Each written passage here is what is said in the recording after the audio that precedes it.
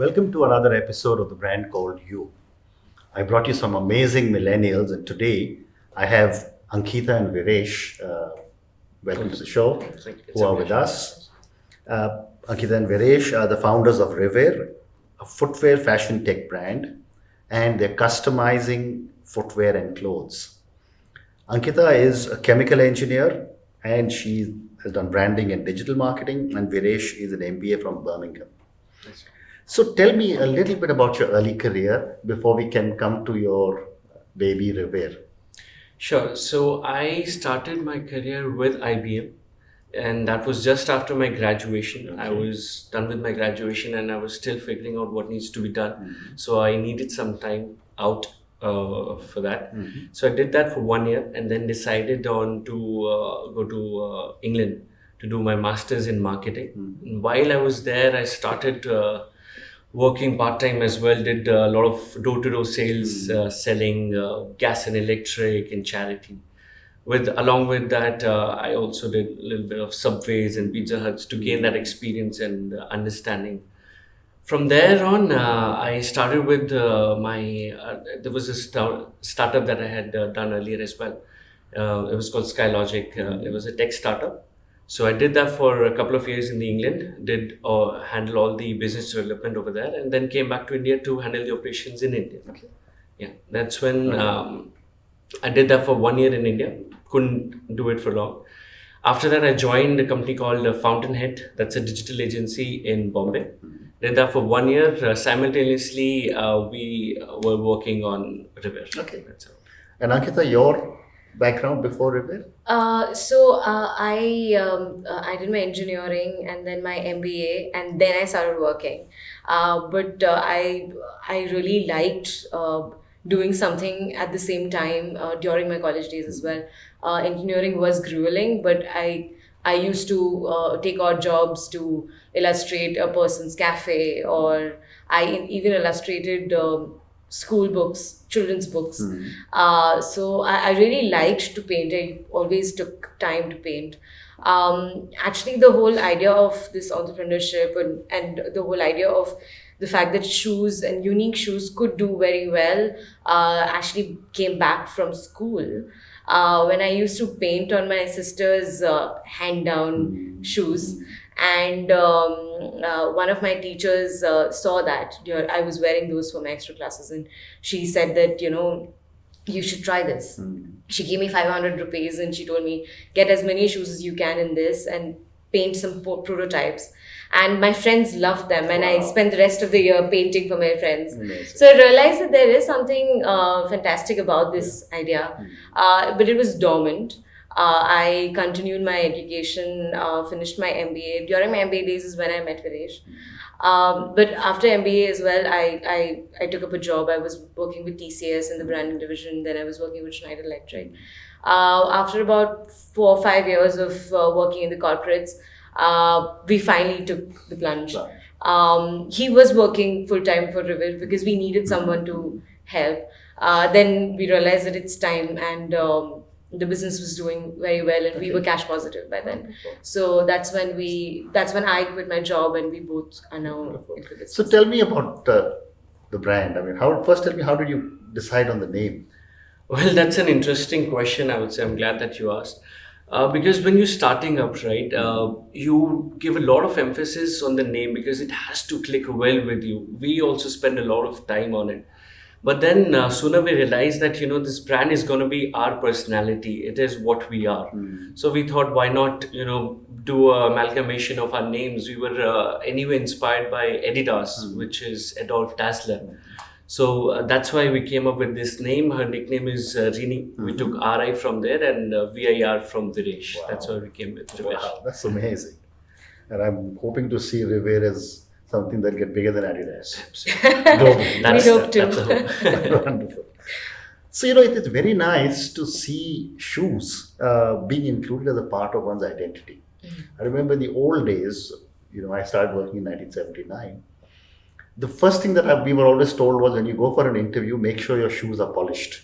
Right. Because how you are and Absolutely. what your outlook to life is will be determined by the kind of shoes you're wearing. Yeah. Right. But I never really realized that the kind of character you're giving to shoes. So help me understand what is happening to the business of shoes today.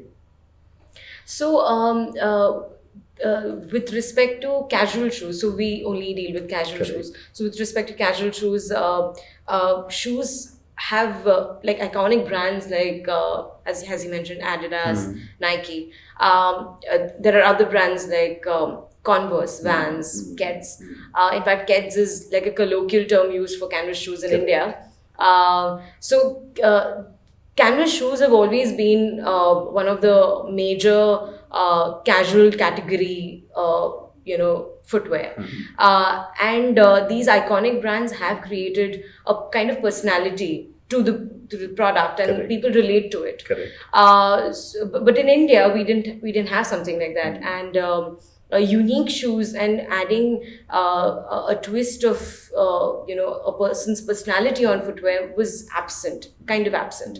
So we took the opportunity, and we started the brand, and we've got fantastic responses. Yes. So since the market is saying okay, so we're okay about that. Wonderful. Wonderful. So when I was again reading about you, you started this concept of just-in-time footwear. Correct. Yes. And when I used to run Guardian Pharmacy, Yeah, I founded Guardian, I often said that managing inventory in a pharmacy, in a bookshop, and a shoe store are some of the most difficult because it's just a sheer number of SKUs that we carry. Yeah. And yet you have made some very significant changes with just-in-time footwear. Tell me about this concept. Well, when we started in 2016, it was not like that for us. We had the inventory-based business model. But then sooner we realized that, a lot of capital was getting stuck in these shoes. Because if you make 10 designs, not all of them will sell well. Probably 2 or 3 of them are selling well. But that's when we realized that we need to quickly move on to some other business model and find a solution to this.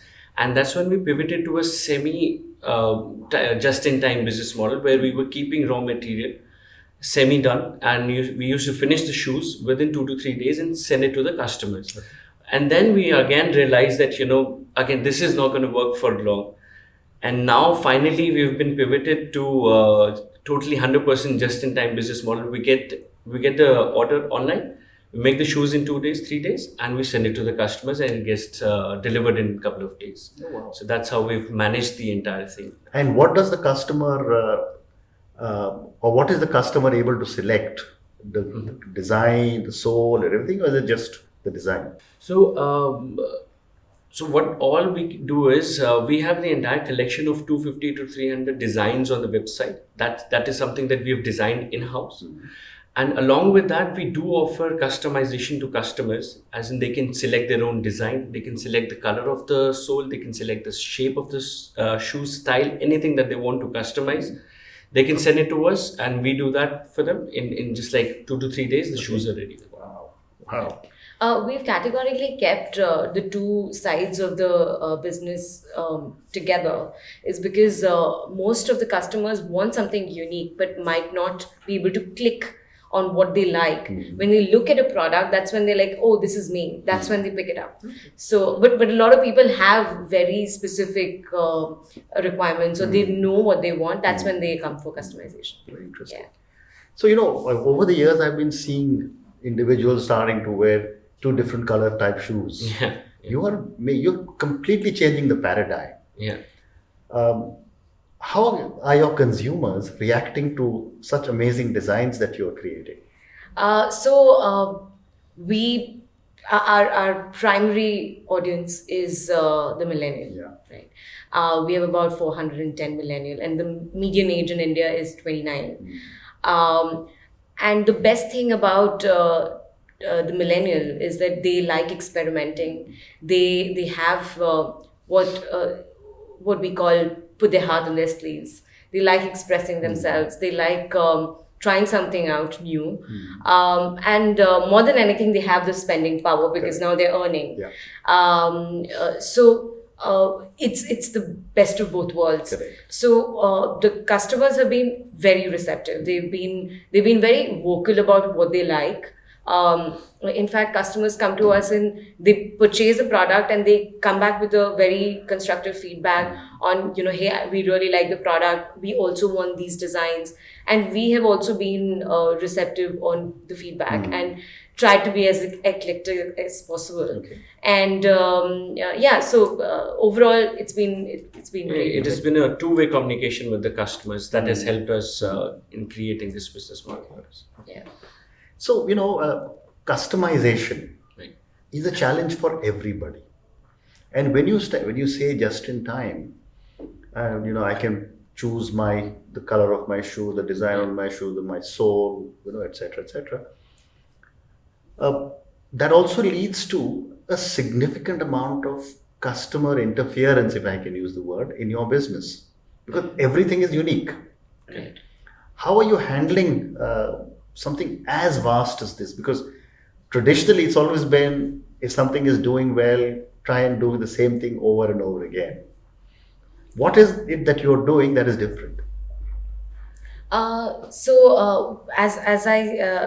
we were speaking about just in time, so we do have like the two branches of the business where like 90% of our customers are picking up the products which are already there, which is already set, and the 10% are the ones who are the interfering ones, which is fine. But that actually brings in a lot of involvement with the brand, which is fantastic because they'll remember you forever. Because they will remember that I spoke to the designers for about a week and we created this together, co-created this. They will remember us and hence they will recommend us. So we're happy to have that kind of interaction. And while doing that, we get a lot of feedback on what are the things which we didn't think of. Because we as artists also have certain paradigms which we don't think of, right? We sort of get myopic. So that's a really upside of what we otherwise do for customization. Wonderful. And are you reaching a stage, or will you reach a stage where I say I want to put my own design on my shoes? That's what we're doing. Yeah. So even I can send you my own photograph and say put it on my own. Definitely. And actually we've done that. There was a customer who sent his picture and he said, I want my caricature on my shoes. Like, okay, if you want it, we can do it. We're happy to do it for you. So yeah, that's what we did. Incredible. So you also spoke about 410 million millennials. Millennials, yeah. Obviously, you're doing a lot of work with millennials. Help me understand, what is a millennial mindset? And both of you are millennials. Well, they want to express themselves, whatever it is, whatever they're doing, they want to express themselves, that is one. And they're socially very aware of things that are happening around them now. Earlier, you could do anything, you could use plastic bags and you could get away with things like those and everything was happening. Now they're moving towards a very sustainable business growth. They want to see things actually changing. If you see today's scenario, if something wrong happens, if something, a government does, so they are on the roads protesting against it. So they are finding their speak, and that's what we are standing for now. Like, you need to find your speak, and that is how the brand is building. Interesting. So one more question for Rivir before I move to the next segment. And this is to you, Ankeeta. Women always like to wear different things. Yeah. And they're very conscious of the fact that, I wore that yesterday. Yeah. Now, in something that is as unique as your shoe, you'll have to have a huge inventory of shoes because everyone knows the design. If I wear a black shoe, nobody will even notice whether I worn it for 1 week in a row. Yeah. How do you tackle such an incredible demand? Because everyone knows that I wore the same, a shoe with boom as written on your shoe right now. Today. Yeah. Tomorrow, if you wear it, I say, she's wearing the same shoe again. Then I would say that I would request them to buy more. Okay. We have more than 250 designs and we keep refreshing our designs every month. Yeah. And because we are in the just-in-time model, we we have that flexibility of increasing our SKUs as much as possible, but because we virtually are not really increasing Correct. it, we are just showing the product, and when the order comes in, that's when we make it. So and the price point is not that high. Correct. So when a customer really likes a product, they also buy. We've had customers who've come in and purchased one pair once, and the second time they came in, they bought 10 pairs Wow. at a time. Wow. So there are customers who are as you said, they don't like repeating their clothes and all of that, and we're really glad that they're there. And surprisingly, I would say 60 to 70% of our customers are men. Okay. It's a surprising fact for us. Yeah, Wonderful. we were surprised as well back when we started. Yeah. So let's move to the next segment, which is on startups and entrepreneurship. You had an amazing journey. I've often asked this question of startup founders who come as alone or as co-founders, like both of you. Should a startup have a single founder, or should they be co-founders? Personally, I feel that we should have co-founders. There are a lot of things that you need to decide on a day-to-day basis, be it strategy, be it work that you're doing. So you basically complement each other. If she's handling marketing and business development, then on the other hand, I'll be handling operations and logistics. So for one person to handle the entire business is indeed quite tough for us. And even for startups, like you need to raise funds at a certain point of time. So they say that you need a full-time co-founder to focus on getting those funds as well. Right. So definitely, it's an edge if you have multiple co-founders. Okay. Interesting. Do you have any perspective? No, Okay. So let's move on. I mean, I'm sure you've got lots of friends who are doing who are founders and starting off their own businesses. You started your own. Yeah. What, in your opinion, are some of the basic mistakes a lot of startup entrepreneurs make? So we've also made the same mistakes, and so there are a couple of things which really was staring at our face, and we sort of mended it. So we really think that when we started off, we thought that okay, we need to find the perfect product. Only then should we launch it, and we shouldn't just be in a haste. So I wouldn't say be in a haste, but a perfect product can only happen when the market responds. Don't wait for the perfect product. Start with the MVP.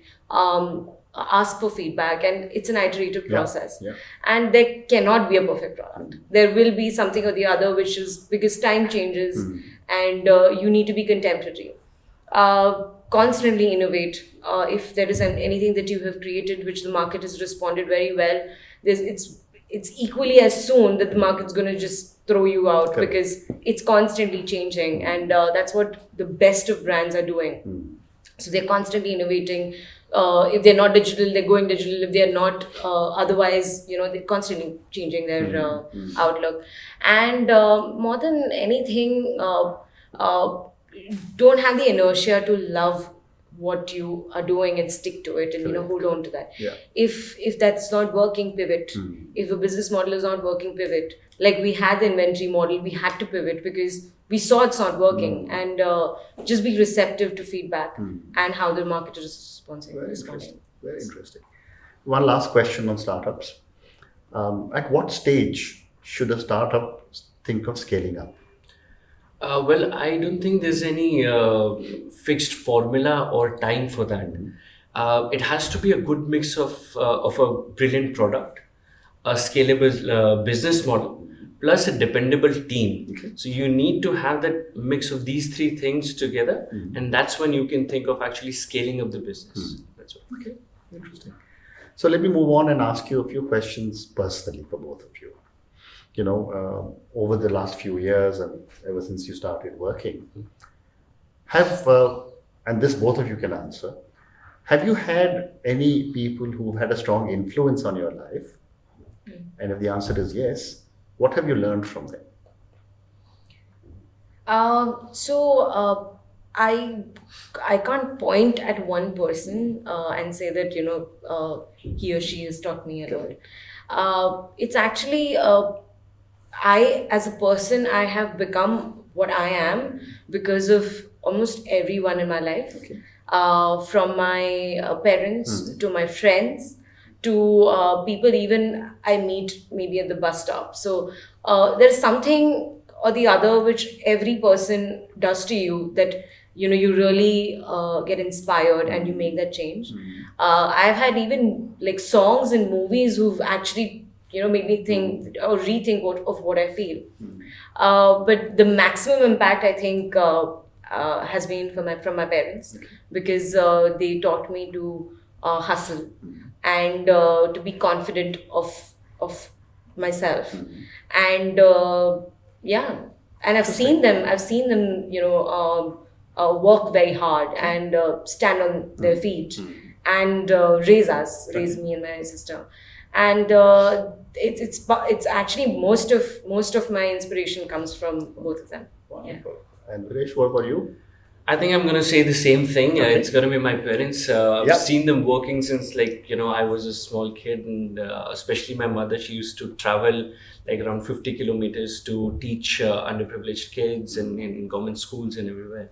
So I've seen her work all her life. She just got retired last year, so she's been an inspiration to me.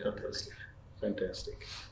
So my next question would be, what would be 3 words that describe each of you individually? And your co-founder, so obviously there must be complementarity Right. of these adjectives. What do you think? I can definitely talk about him. Okay. He's extremely focused. He has the sense of perseverance, and he has a fantastic eye to detail. Okay. Even though I am the leading designer, I would always suggest to ask him. I will always ask him, saying that, hey, is this working out? Is this looking good? And all of that. And he has this crazy presence of mind and a very good eye for detail. Terrific. So yeah. And do you want to reciprocate? Definitely. I would say she's the creative head. She's the one who's designing our entire business, and the business model is design based. So she's the brainchild of that business. Plus, she's very. She has this go-getter attitude that she has. At times, I'm little too patient, I would say. But she'll be always pushing me ahead that you have to now, like, we have to do this now, or it's now or never. Correct. It's like that, and she's very confident while she's doing it. Wonderful. So as the creative head, are you often asked when people look down at your shoe and say, hey, where did you get that shoe? Yes, and And then you say that it's my own. that's like the highlight of my day. And actually, twice or thrice I'd seen people wear our shoes like in a metro and in Bombay in the local train and all of that. And a couple of my friends have actually told me, hey, I know, you know what, I saw someone in my college wear the same design. Is that yours? I'm like, why don't you go and ask that person? Yeah, so it's really nice when people, they come and compliment you. Correct. More than that, it's a moment of absolute pride that it's something which is so unique that people are turning their heads, and that's the reason we started the brand. So I can understand that emotion, because I remember when I wrote my first book, on a flight, I saw someone sitting next to me and was reading that book. Wow. So I asked the person, do you like the book? And he said, very good book. And then he looked at me and he says, why are you interested? I said, because that's my book. So he wouldn't believe it. Then he flipped to the back, saw the photograph, and then he realized. So I can imagine the feeling you go through when someone wears Right. your shoes. Right. Okay, so a couple of more questions for you. Next question is on failure. And I've often said that we don't teach children that it's okay to fail. Right. And yet we keep on failing. We learn from failures. Right. What have been some of your learnings from your mistakes or your failures? Okay, so we did have we had a business model the inventory based model. Uh, we had actually started the business off with all the amount of savings that we had, and the first set of the inventory that we bought and We created. still have those. We still have those, Okay. and that was the cash that we had collected for all our lives. I mean, the Yeah, short corporate careers Sure, that we had. sure. So that was one of the most scary thing that happened with us, and but we learned from our mistakes, and we didn't think it was really.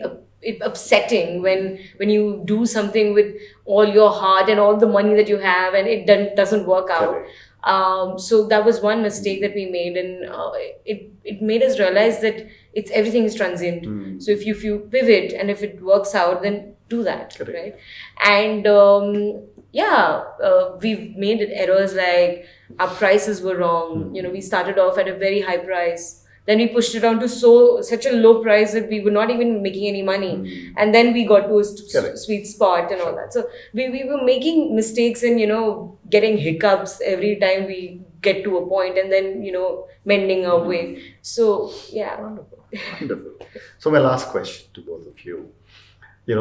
Thousands of people will watch our conversation and a lot of them are aspiring startup entrepreneurs. What would your advice be to a young individual who's looking all starry-eyed at both of you and saying, look at where they've reached? What would your advice be to them? Well, I would say be consistent.